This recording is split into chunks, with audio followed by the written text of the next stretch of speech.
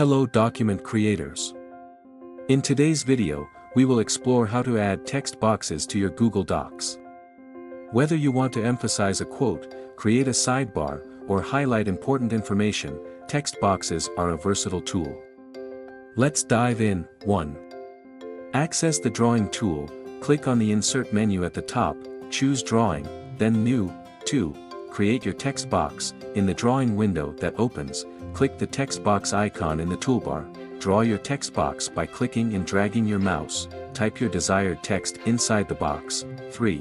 Customize your text box. Use the toolbar to format your text box. Change the font, size, and color. Adjust the background color.